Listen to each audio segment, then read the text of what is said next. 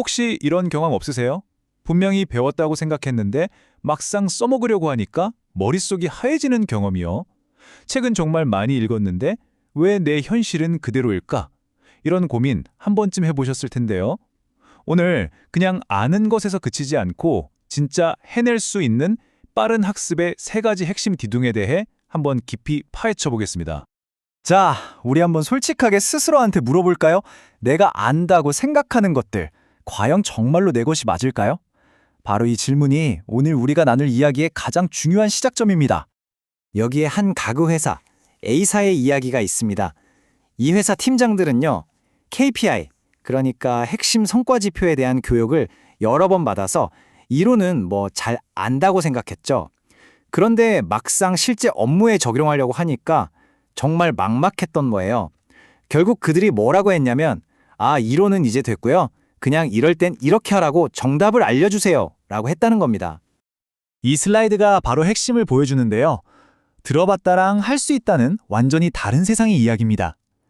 세미나에 참석해서 고개를 끄덕이는 것과 아무것도 없는 백지 상태에서 KPI 시스템을 직접 구축하는 건 차원이 다른 얘기죠. 앞으로 우리가 안다라고 말할 때는요, 바로 이 할 수 있다는 의미로 받아들여 주시면 됩니다. 그러니까 이 한 문장은 꼭 기억하고 넘어가면 좋겠습니다. 진짜 안다는 건 그걸 실천할 수 있는 능력이라는 거.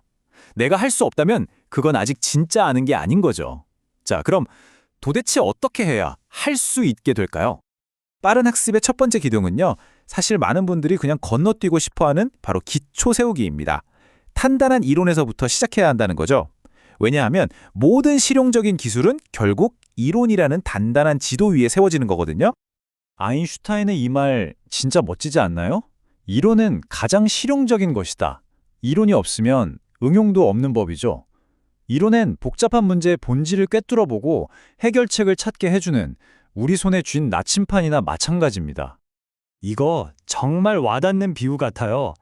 골프 스윙 이론을 머릿속으로 완벽하게 다 외웠어요.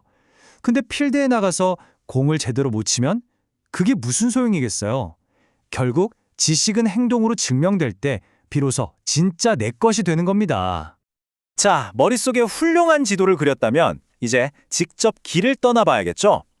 두 번째 기둥은 바로 현장에서 배우기입니다. 세상이야말로 우리가 가진 그 이론을 시험해보고 진짜 지혜로 만들어주는 최고의 교실이니까요. 이 현장을 관찰하는 게 얼마나 중요한지 보여주는 아주 놀라운 법칙이 하나 있습니다. 그 시작은 숫자 300이에요. 이게 뭐냐면 큰일이 터지기 전에 나타나는 아주 사소한 징후들, 그러니까 아차 싶었던 순간들의 횟수입니다. 그리고 이 300번의 신호를 우리가 그냥 무시하고 넘어가잖아요. 그러면 우리는 29번의 경미한 사고를 겪게 됩니다. 그리고 마침내 이 모든 경고의 끝에 단 하나의 정말 치명적인 대형 사고가 우리를 기다리고 있는 거죠. 이게 바로 그 유명한 하인리히 법칙 1대 29대 300의 법칙입니다. 이 법칙이 우리한테 뭘 말해주냐면요. 재앙은 절대로 갑자기 오지 않는다는 거예요. 수많은 경고 신호를 보낸 끝에 온다는 거죠. 다시 말해, 현장을 주의 깊게 학습하면 미래의 위기를 막을 수 있는 지혜를 얻을 수 있다는 뜻입니다. 이렇게 현장에서의 배움이 한 사람의 인생, 아니 세상을 통째로 바꾼 정말 감동적인 이야기가 하나 있어요. 바로 적십자를 만든 앙리 듀낭의 이야기입니다. 그의 위대한 여정은 사실 아주 평범한 사업 출장에서 시작됐습니다. 원래 듀낭의 목표는 비즈니스였습니다. 나폴레옹 황제를 만나서 사업 협력을 따내려고 했죠. 그런데 말이죠. 그가 마주한 건 전쟁터의 참혹한 현실이었습니다. 수많은 부상자들이 고통스럽게 죽어가는 그 끔찍한 광경을 직접 목격한 거예요. 바로 그 현장에서의 충격적인 경험이 그의 인생 경로를 완전히 바꿔놓았고 결국 인류애라는 위대한 가치를 실현하는 적십자 운동으로 이어진 겁니다. 자, 이제 마지막 세 번째 기둥입니다. 탄탄한 이론도 있고 생생한 현장 경험도 쌓았어요. 그럼 이제 뭘 해야 할까요? 바로 이 두 가지를 합쳐서 변화를 추적하는 겁니다. 끊임없이 변화하는 세상에 적응하는 능력. 이것이야말로 지속적인 성장을 위한 최종 열쇠라고 할 수 있죠. 맥도날드 형제는요, 한마디로 운영의 천재였습니다. 30초 만에 햄버거를 뚝딱 만들어내는 혁신적인 시스템을 만들었으니까요. 하지만 그들의 성공은 딱 그들의 가게 안에만 머물렀어요. 프랜차이즈를 시도했지만 그들의 시스템을 다른 곳에 복제하고 확장하는 데는 실패했죠. 아니, 이들은 도대체 뭘 놓쳤던 걸까요? 바로 그때 그들이 보지 못했던 걸 본 한 남자가 나타납니다. 52세의 밀크쉐이크 기계 영업사원이었던 레이 크록이었죠. 그는 그냥 효율적인 햄버거 가게를 본 게 아니었어요. 그 가게를 둘러싼 미국 사회 전체에 거대한 변화의 흐름을 읽어낸 겁니다. 바로 이겁니다. 레이 크록의 통찰력이죠.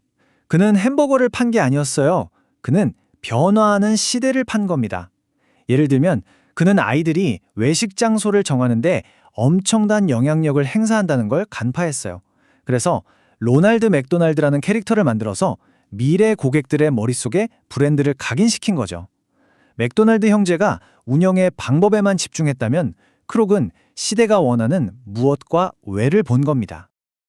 근데 이 변화 추적이 지금 우리한테 왜 그렇게 중요할까요? 바로 이 때문입니다. 예전에는 회사 수명이랑 내 경력 주기가 얼추 비슷해서 한 직장에서 평생 일하는 게 가능했어요.